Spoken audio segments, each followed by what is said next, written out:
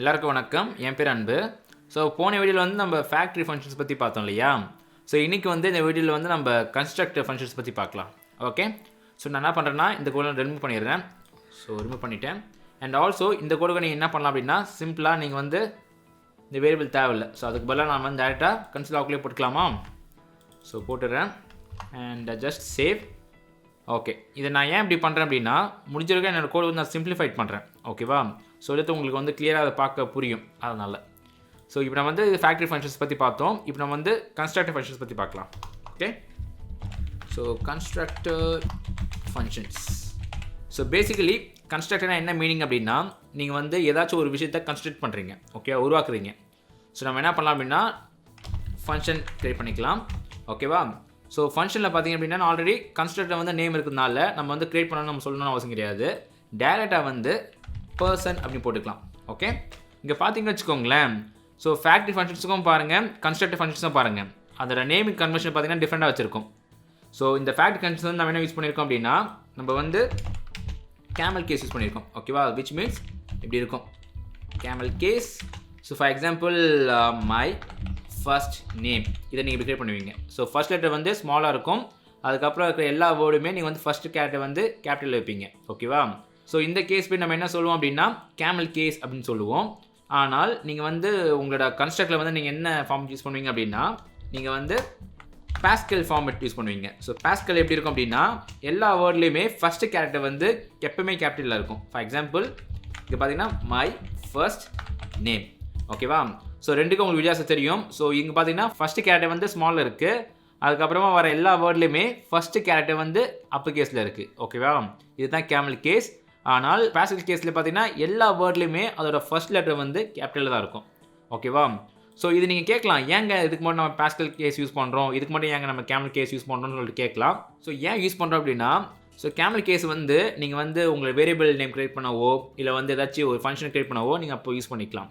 ஆனால் உங்களோட Pascal naming convention நீங்கள் எப்போ யூஸ் பண்ணுவீங்க அப்படின்னா, லைக் கிளாஸஸ் இல்லை கன்ஸ்ட்ரக்டர் ஃபங்க்ஷன்ஸோ நீங்கள் உருவாக்கும் போது அப்போ நீங்கள் வந்து இந்த Pascal நேமிங் கன்வென்ஷன் யூஸ் பண்ணிப்பீங்க. ஓகேவா? ஸோ டிஃப்ரென்ஸ் வந்து பார்த்தீங்க அப்படின்னா மெயினாக வந்து அது அந்த கோட் ரீடபிலிட்டிக்காக தான். இப்போ கன்ஸ்ட்ரக்ட்லாம் பார்த்தீங்க அப்படின்னா நீங்கள் வந்து மெயினாக வந்து இந்த ஊப் லாங்குவேஜஸ் லைக் ஜாவாவில் சரி, இல்லை C#ல் சரி, C++ல சரி, எல்லாத்துலேயுமே பார்த்தீங்க அப்படின்னா இந்த கிளாஸ் நீங்கள் க்ரியேட் பண்ணும்போதே இந்த Pascal நேமிங் கன்வென்ஷன் தான் நீங்கள் யூஸ் பண்ணுவீங்க. ஓகே, ஸோ இப்போக்கு தெரிஞ்சு வச்சுக்கோங்க. சிம்பிளாக Camelcase அப்படின்னா உங்களோட வேர்டு வந்து இப்படி இருக்கும். ஸோ இது பேசிக்கலி ஏன் இப்படி இருக்குன்னா, கேமல் வந்து பார்த்தீங்கன்னா இப்படி தான் இருக்கும். ஓகேவா? அதனால் Camelcase வச்சாங்க. ஸோ Pascalcase வந்து எல்லா ஃபஸ்ட்டு வேர்டுமே கேபிட்டலில் இருக்கும். ஓகேவா? ஸோ தான் ஞாபகம் வச்சுக்கணும்.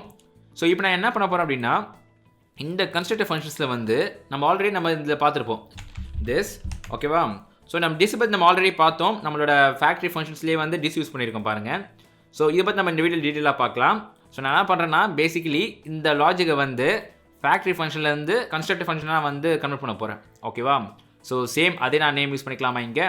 So this dot name, okay, equal to name. ஸோ இந்த நேம் வந்து டைனமிக்காக இருக்க போகுது. ஸோ நான் என்ன பண்ணலாம் அப்படின்னா, இந்த நேம் வந்து இந்த பேராமீட்டரில் வரப்போதா? ஸோ நான் வந்து பேராமீட்டர் க்ரியேட் பண்ணிக்கிறேன். ஸோ நேம் அண்ட் அதுக்கப்புறமா வந்து சேம் அதே மாதிரி ஃபங்க்ஷன் க்ரியேட் பண்ண போகிறேன். டிஸ் டாட் கிரீட்டிங். ஓகேவா? அப்புறம் இது வந்து ஃபங்க்ஷனாக இருக்க போகுது. கரெக்டாக? ஸோ ஃபங்க்ஷன் அண்ட் இதுக்குள்ள வந்து நம்ம லாஜிக் இருக்க போகுது. நான் ஜஸ்ட்டு இந்த லாஜிக் வந்து காப்பி அண்ட் பேஸ்ட் பண்ணுறேன். ஓகேவா? ஸோ பேஸ்ட் பண்ணிட்டேன். அண்ட் இப்போ நீங்கள் வந்து கேட்கலாம், இது எப்படிங்க நம்ம வந்து யூஸ் பண்ணணும்னு சொல்லிட்டு கேட்கலாம். ஸோ இதை நீங்கள் யூஸ் பண்ணோம் அப்படின்னு வச்சுக்கோங்களேன், நம்ம என்ன பண்ணலாம் அப்படின்னா டேரெக்டாக வந்து லெட். ஓகே, இப்போ நான் வந்து சும்மா நான் வந்து ஒரு பர்சன் க்ரியேட் பண்ணுறேன். ஸோ பர்சன் சொல்லி க்ரியேட் பண்ணிவிட்டு இதுக்குள்ளே வந்து நான் வந்து பர்சனை கால் பண்ண போகிறேன். கரெக்டாக? ஸோ இதுக்கு முன்னாடி வந்து நம்ம என்ன பண்ணுவோம், ஃபேக்ட்ரி ஃபங்க்ஷனில் வந்து க்ரியேட் பர்சன் சொல்லி நம்ம க்ரியேட் பண்ணுவோம். கரெக்டாக? ஆனால் இது வந்து கன்ஸ்ட்ரக்டர் ஃபங்க்ஷன்ஸ். ஸோ கன்ஸ்ட்ரக்டர் என்ன அர்த்தம், ஆல்ரெடி இந்த பர்சன் வந்து கன்ஸ்ட்ரக்ட் பண்ணி தரோம். கரெக்டாக? ஸோ நான் என்ன பண்ணலாம் அப்படின்னா டேரெக்டாக நியூ சொல்லி நான் ஒரு கீவேர்ட் யூஸ் பண்ணணும். ஓகே, ஸோ இது எதுக்கு யூஸ் ஆகும் நான் சொல்கிறேன் உங்களுக்கு. ஸோ நியூ அப்புறம் பர்சன். ஓகேவா? ஸோ இந்த பர்சனுக்குள்ள வந்து நம்ம என்ன நேம் போட போகிறோம், அன்புன்னு போட போகிறோம். ஓகே, போட்டுட்டேன். ஸோ இப்போ நான் செமிகோலன் போட்டு முடிச்சிடுறேன். ஓகே, ஸோ இப்போ நான் வந்து திருப்பியும் பர்சன் டாட் க்ரீட்டிங் கால் பண்ணிக்கலாம். ஓகே, ஸோ சேவ் அண்ட் நீங்கள் பார்த்தீங்கன்னா மை நேம் இஸ் அன்புன்னு சொல்லி கரெக்டாக வருது. ஸோ நீங்கள் கேட்கலாம், ஏன் ப்ரோ நம்ம வந்து நியூன்னு சொல்லிட்டு போட்டிருக்கோம் அப்படின்னு கேட்கலாம். நல்ல கொஸ்டின்.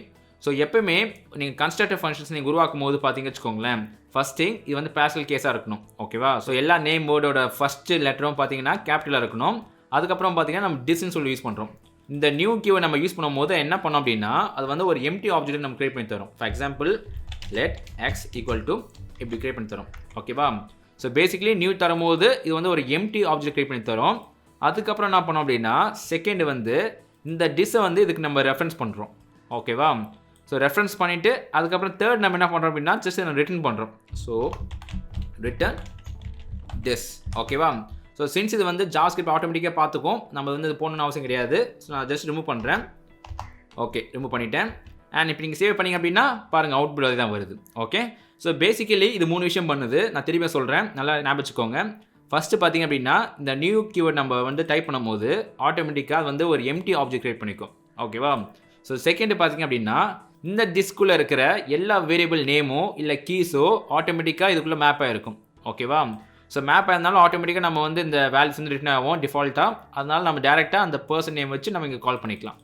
ஓகே, ஸோ நீங்கள் இந்த ரெண்டுக்குமே நீங்கள் டிஃப்ரென்ஸ் பார்த்தீங்க அப்படின்னா உங்களுக்கு வந்து அந்த கோடில் மட்டும் தான் உங்களுக்கு டிஃப்ரென்ஸ் தெரியும். மற்றபடி அந்த இம்ப்ளிமெண்டேஷன் அதோட லாஜிக் எல்லாமே சேம் தான். ஸோ இது வந்து உங்கள் ப்ரிஃபரன்ஸ்க்கு ஏற்ற மாதிரி நீங்கள் யூஸ் பண்ணிக்கலாம். ஓகேவா?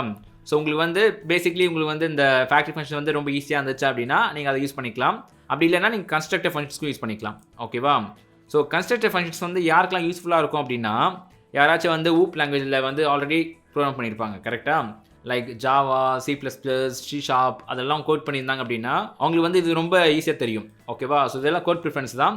ஸோ பேசிக்கலி நான் வந்து சிச்சுவேஷனுக்கு ஏற்ற மாதிரி இந்த ஃபேக்டரி ஃபங்க்ஷன்ஸோ இல்லை கன்ஸ்ட்ரக்டிவ் ஃபங்க்ஷன்ஸோ யூஸ் பண்ணிப்பேன். ஓகேவா? ஜஸ்ட் உங்களுக்கு தெரியணும், அதுக்காக தான் இந்த வீடியோ நான் போட்டேன். ஸோ நெக்ஸ்ட் வீடியோ நம்ம வேறு டாபிக் பார்க்கலாம். பாய்.